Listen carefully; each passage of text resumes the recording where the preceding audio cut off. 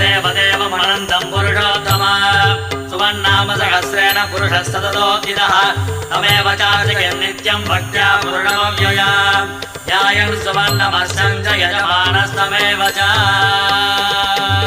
ஆழ்வாரின் பாசுரம் ஆண்டாளின் பாடல்கள் அன்றாடம் கேட்கின்ற